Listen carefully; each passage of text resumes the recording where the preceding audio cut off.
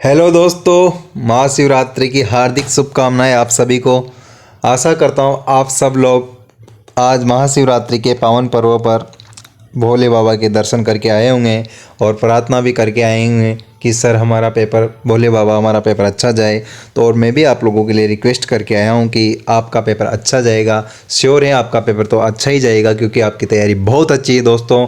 तो आज का दिन है आराम करने का, रेस्ट करने का। आज किसी प्रकार का लोड लेने की कोई ज़रूरत नहीं है दोस्तों, क्योंकि अपन लोगों ने खूब मेहनत कर ली है दोस्तों।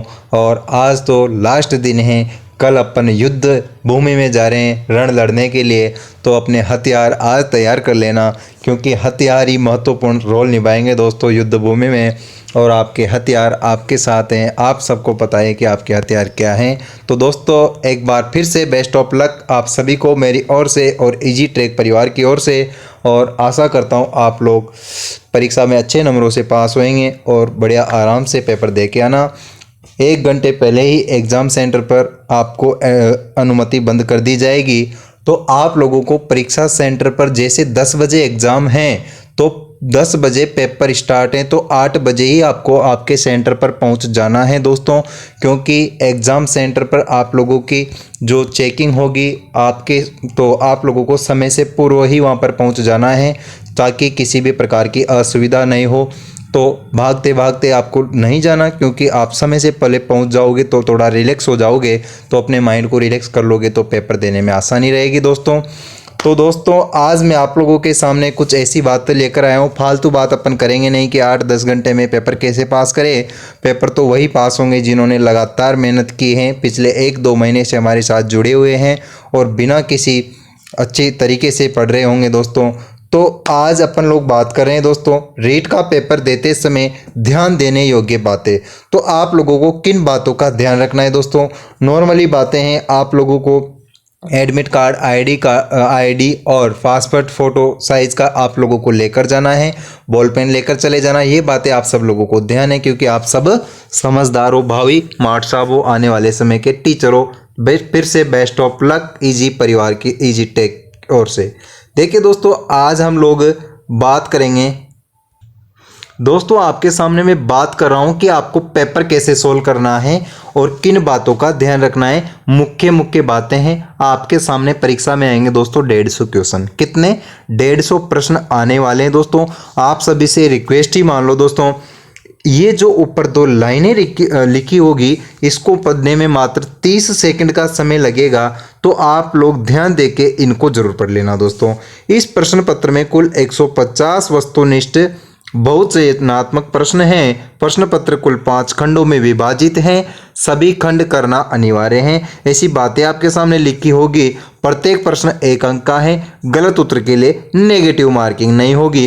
तो आप लोगों का जो भी भय हो, परीक्षा के समय भय, डर लगना स्वाभाविक है दोस्तों, क्योंकि 14 संवेग आपने शिक्षा मनोविज्ञान में पढ़े हैं। तो भय भी नामक उनमें एक संवेग है।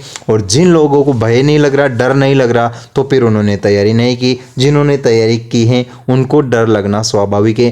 कोई नेगेटिव मार्किंग नहीं है। 150 के 150 क्वेश्चन आपको अटेम्प्ट करके आने हैं और कोई टेंशन लेने की ज़रूरत नहीं है। और आप लोग पास होंगे, आराम से पास होएंगे दोस्तों, कोई डरने घबराने की जरूरत नहीं है। 150 क्वेश्चन अटेंड करने, 2.5 घंटों का आपके पास टाइम है। 10 मिनट अतिरिक्त आप लोगों को समय मिलेगा 5वां ऑप्शन भरने के लिए। तो दोस्तों आप लोगों के सामने मैं बात कर रहा हूँ 150 क्वेश्चन आपको देखने को मिलेंगे। और 150 तो मिलेंगे, लेकिन आपका पहला सामना होगा दोस्तों चाइल्ड डेवलपमेंट एंड पेडागोजी, अच्छा बाल विकास एवं शिक्षा शास्त्र से पहला टकराव होने वाला है दोस्तों। 30 क्वेश्चन पेपर के स्टार्टिंग पार्ट में आपको साइकोलॉजी के मिलेंगे दोस्तों। उनमें से चाइल्ड डेवलपमेंट पेडागोजी के क्वेश्चन मिलने वाले हैं। नंबर 1 क्वेश्चन से 30 नंबर तक के क्वेश्चन आपको साइकोलॉजी के मिलेंगे।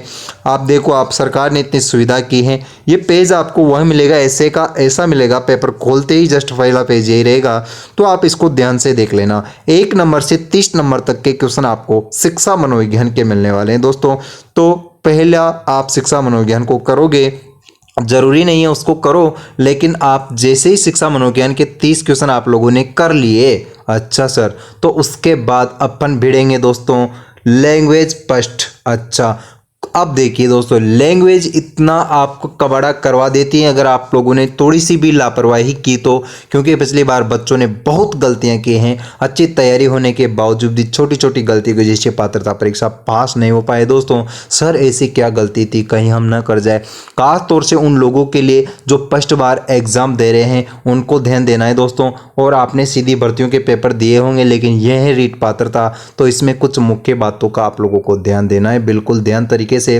देखिए आप लोगों ने कुछ ने तो लैंग्वेज फर्स्ट हिंदी भरी होगी, ज़्यादातर हिंदी भरते हैं, लेकिन कंफर्म नहीं है, आप लोगों के पास फ्रीडम है। आप लोग लैंग्वेज फर्स्ट में इंग्लिश भी भरते हो, संस्कृत भी भर सकते हो, उर्दू भी भर सकते हो, सिंधी भी भर सकते हो दोस्तों, और भरी भी होगी बहुत सारे लोगों ने। तो माना कि आप लोगों ने फर्स्ट लैंग्वेज भरी है हिंदी। अच्छा सर, जैसे आप लोगों ने फर्स्ट लैंग्वेज हिंदी भरी है तो हिंदी हिंदी डाल दी, माना कि आपने फर्स्ट लैंग्वेज, तो हिंदी का आपको लोगों को 31 नंबर से जो क्वेश्चन मिलेगा, 31 नंबर से, फर्स्ट नंबर से 30 नंबर तक तो साइकोलॉजी कर ली, 31 से आप लोगों को हिंदी मिलेगी, 31 से लेकर 60 नंबर क्वेश्चन तक हिंदी मिलेगी दोस्तों। अच्छा सर, जो ही आप पेपर को आगे खोलोगे तो आप लोगों को वापस मिलेगा 31 नंबर क्वेश्चन, लैंग्वेज फर्स्ट के रूप में लिखा रहा होगा और 31 नंबर क्वेश्चन। अब अपने बच्चे जो महान बनते हैं थोड़े से, और वो क्या करते हैं दोस्तों कि हाँ मैंने फर्स्ट में लैंग्वेज हिंदी भरी थी, मैंने लैंग्वेज हिंदी के 30 क्वेश्चन कर लिए, और जिसके बाद जस्ट बाद आपको इंग्लिश मिल जाती है पेपर में, लेकिन आप क्वेश्चन नंबर तो देखते नहीं हो। जैसे हिंदी करते हो उसके जस्ट बाद इंग्लिश करने लग जाते हो, जो कि आपको नहीं करनी है, क्योंकि वहाँ पर लैंग्वेज देखना है कि पहले सारे पेपर में लैंग्वेज 1 हुई मिलेगी आप लोगों को, वापस इंग्लिश का भी 31 नंबर क्वेश्चन से मिलेगा, जो आपको नहीं करना, क्योंकि आप तो 31 से 60 तक तो हिंदी के क्वेश्चन कर चुके हो दोस्तों। तो आप लोग 31 नंबर हिंदी इंग्लिश का क्वेश्चन क्यों कर रहे हो। फिर आप पेपर में ज्यों ही आगे बढ़ोगे तो आपको मिलेंगे क्या, वापिस 31 नंबर क्वेश्चन सिंधी भाषा, फिर 31 नंबर क्वेश्चन संस्कृत भाषा। तो आप लोगों को सारी लैंग्वेज फर्स्ट तो स्टार्टिंग में आप लोगों ने तो कर ही ली, तो लैंग्वेज फर्स्ट से आपको कोई मतलब नहीं है। फिर आगे जाने पर आपको पेपर में मिलेगी लैंग्वेज 2 के रूप में इंग्लिश। अब करनी है आपने जो भी हिंदी, आपने फर्स्ट में हिंदी भर ली थी, सेकंड में जिन्होंने इंग्लिश भरी हो तो इंग्लिश, संस्कृत भरी हो तो लैंग्वेज 2 में क्वेश्चन नंबर 61 से लेकर 90 तक मिलेगी आप लोगों को। 61 से 90 तक क्या मिलेगी, संस्कृत या आपकी लैंग्वेज हिंदी या इंग्लिश जो भी आपने द्वितीय भाषा में भरी हो। आपके सामने असुविधा कोई दिक्कत नहीं है, क्योंकि आपके सामने आपका एडमिट कार्ड पड़ा रहा होगा। जिसको कंफ्यूज हो, ज़्यादा ही कंफ्यूज हो, अपने एडमिट कार्ड को देख लेना एक बार, उसमें लिख रहा है आपके सामने कि language first Hindi, language second English. आज जो भी आपने एग्जाम फॉर्म भरते टाइम पे भरी है वही भाषा करनी है। अगर आपने लैंग्वेज फर्स्ट में इंग्लिश भरी थी और पेपर में हिंदी करके आ रहे हो तो फिर आप परीक्षा से बाहर हो। फिर आप चाहे रो हो, फिर घबरा हो, कुछ होने वाला नहीं है, क्योंकि अपने काका जी नहीं बैठे दोस्तों वहाँ पर, वो तो जो निष्पक्ष न्यायी करेंगे।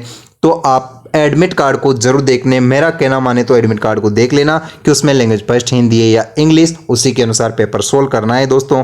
ज्यों ही आप लोगों के पास कितने क्वेश्चन हो गए, 30 तो आपने किसके, साइकोलॉजी के कर लिए, और 30 ही किसके कर लिए, आपने लैंग्वेज फर्स्ट जो आपने भरी थी हिंदी, और 30 आपने कर लिए लैंग्वेज सेकंड जो आपने इंग्लिश भरी हो, कुछ भी भरी हो, तो आपके हो गए दोस्तों 90 क्वेश्चन।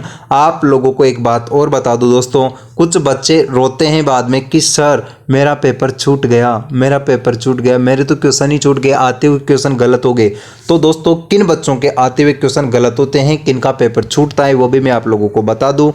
जो बच्चे क्वेश्चन को ध्यान से नहीं पढ़ते हैं उनके क्वेश्चन गलत हो जाते हैं दोस्तों। अच्छा सर, क्वेश्चन कैसे गलत हो जाते हैं, क्वेश्चन तो गलत होने ही है, क्योंकि आप लोग पेपर में जो क्वेश्चन को ध्यान से नहीं पढ़ते। आपके सामने क्वेश्चन, आजकल पैटर्न बदल गया है, इनमें से कौन सा कथन असत्य नहीं है। अब देखो उसने क्या पूछ लिया, असत्य नहीं है, अर्थात सत्य कौन सा, सत्य पूछ रहा है। तो पेपर में क्वेश्चन पढ़ो, फिर ऑप्शन पढ़ो, फिर वापस क्वेश्चन पढ़ो एक बार, क्योंकि आपके पास 2.5 घंटे, अगर आप टाइम को सही से यूटिलाइज करना जानते हो तो 2.5 घंटे कम नहीं है दोस्तों। फिर 10 मिनट का अतिरिक्त समय है आप लोगों के पास। बार बार घड़ी की तरफ देखते रहिए, और एक बात ध्यान रखना, पेपर में क्वेश्चन पढ़ते समय ही सत्य असत्य, सही है सही नहीं है, उस शब्द को अंडरलाइन कर लेना ताकि आपकी नज़र बार बार उसी शब्द पर जाती रहे दोस्तों। तो आप लोग पहले साइकोलॉजी के जैसे आप लोगों ने 30 क्वेश्चन किए तो 30 क्वेश्चन को OMR शीट में भर लेना दोस्तों। फिर बोल रहा हूँ क्योंकि ये गलती बहुत सारे बच्चे करते हैं, अपना ही दिमाग लगाते हैं कि पहले 150 क्वेश्चन को टिक कर लेता हूँ फिर 150 क्वेश्चन को ही एक साथ भर लूँगा। बिल्कुल ये गलती कतई मत करना दोस्तों। फिर बोल रहा हूँ आप लोगों को याद आएगी, क्योंकि आप लोगों के पास अगर 150 क्वेश्चन आप लोगों ने भर टिक भी कर लिए और 150 को भरने बैठोगे, अगर आपने एक भी क्वेश्चन को भरने में गलती कर दी अर्थात 2 नंबर का गोला 3 नंबर में भर दिया तो फिर आपके 150 के 150 क्वेश्चन ही गलत भराई में आएंगे और आप वैसे ही फेल हो गए एग्जाम में। तो दोस्तों कुल मिला के बात यह है, जैसे आप लोगों ने 10 क्वेश्चन किए तो आप तो 10 को ही भर लो OMR में, ना तो क्वेश्चन छूटने का डर है चाहे नहीं आपके ऊपर परीक्षा का प्रेशर है।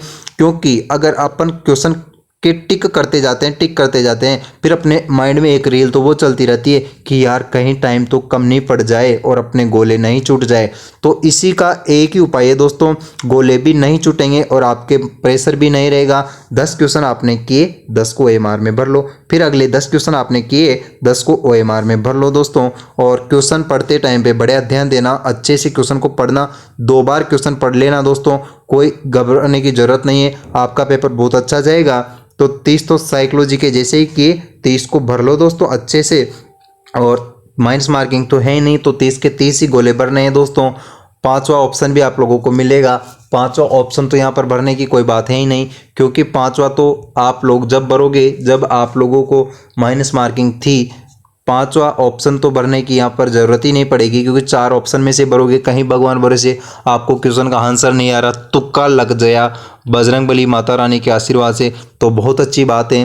तो 30 साइकोलॉजी के किए उनको भर लो, अच्छे से काउंट कर लो कि हाँ 30 गोले मेरे भर चुके हैं। फिर 30 लैंग्वेज फर्स्ट हिंदी या इंग्लिश के भरो, फिर 30 लैंग्वेज सेकंड अंग्रेजी या हिंदी के भर लो। फिर आपके सामने आपका सब्जेक्ट आ जाएगा दोस्तों सोशल साइंस, जिसके सामने आपको मिलेंगे लेवल 2 की बता रहा हूँ, लेवल 1 वालों की तो पर्यावरण और मैथ आएगी दोस्तों, लेवल 1 वालों के पर्यावरण और मैथ आ जाएगी, लेवल 2 वालों के जिसके मैथमेटिक्स से मैथ आएगी, जिसके सोशल साइंस है तो सामाजिक विज्ञान के क्वेश्चन मिलेंगे दोस्तों। फिर बात बोल रहा हूँ दोस्तों, आप लोग पहले उन्हीं क्वेश्चन को अटेम्प्ट करना, उसी भाग को करना जिसके क्वेश्चन आपको सबसे अच्छे तरीके से आंसर आ रहे हैं। जैसे मैं आप लोगों को बात करूं तो आप लोग जाते साइकोलॉजी से भिड़ोगे तो साइकोलॉजी टफ आती है एग्जाम में, आप माइंड में आज ही बिठा लेना, क्योंकि आप लोग अगर जैसे ही पेपर को देखोगे आप लोगों को साइकोलॉजी टफ मिली तो आपका दिमाग वैसे ही खराब, तो आप अपने दिमाग को आज ही रूबरू करवा लेना कि यार साइकोलॉजी थोड़ी टफ मिल सकती है, शिक्षा मनोविज्ञान टफ मिल सकता है, क्योंकि शिक्षा मनोविज्ञान में डेफिनेशन भी पूछेगा और संप्रदाय भी पूछेगा और बुक्स के नाम भी पूछ सकता है। बहुत बड़े बड़े टॉपिक है आपके बाल विकास अधिगम जैसे टॉपिक, व्यक्तित्व टॉपिक, उनसे कठिन क्वेश्चन बनने की संभावना रहती है और बना भी देता है एग्जामिनर। तो आप लोगों को साइकोलॉजी थोड़ी कठिन लग रही है तो कोई दिक्कत नहीं, आपको जो लैंग्वेज भरी थी आपने हिंदी या इंग्लिश, उसमें भी जो सबसे अच्छे से आती हैं उस पार्ट को पहले करो। हिंदी अच्छे से आती है तो हिंदी को बढ़िया ढंग से फ्रेश माइंड से पढ़ो, क्वेश्चन को उसका आंसर करो और हिंदी के क्वेश्चंस को OMR में भर दो। फिर उसके बाद आप लोगों को अगर आपका सब्जेक्ट अच्छा आ रहा है तो सब्जेक्ट के 60 क्वेश्चन करने लग जाओ। लेकिन लेवल फर्स्ट वालों की बताऊं, जिसको मैथ के जो 30 क्वेश्चन आएंगे आपके, उनमें पहले से मत उलझना दोस्तों, क्योंकि बहुत सारे दोस्त होते हैं जो बोलते हैं कि यार मेरी मैथ अच्छी है, मैं तो सबसे पहले जाते ही मैथ करूंगा। भाई आप मैथ करने लग जाओगे, अच्छी बात है आपकी मैथ अच्छी है, लेकिन मैथ सबसे ज़्यादा टाइम लेती है तो उसको थोड़ा लास्ट में करना, उसके लिए भी टाइम बचा के आप लोगों को ही रखना है, क्योंकि उन्हीं 2.5 घंटों में सब कुछ करना है। आप लोगों ने क्या पढ़ा क्या नहीं पढ़ा इतने दिनों से वो मैटर नहीं करता, मात्र और मात्र आपके 2.5 घंटे कल के आप लोगों के सामने मैटर रखेंगे दोस्तों। तो आप लोग एक तो बढ़िया चैन की नींद लेना, आज आसानी से बढ़िया तरीके से 10 बजे ही 11 बजे 9 बजे ही सो जाना और बड़े आराम से उठना। सुबह पढ़ने की कोई ज़रूरत नहीं है, खूब पढ़ लिए दोस्तों, अब पढ़ोगे उससे क्या ही हो जाएगा। तो आप लोगों को फिर से बेस्ट ऑफ लक, आशा करता हूँ आपका पेपर बहुत अच्छा जाएगा और आप अच्छे नंबरों से पेपर पास करके आओगे दोस्तों। Thank you.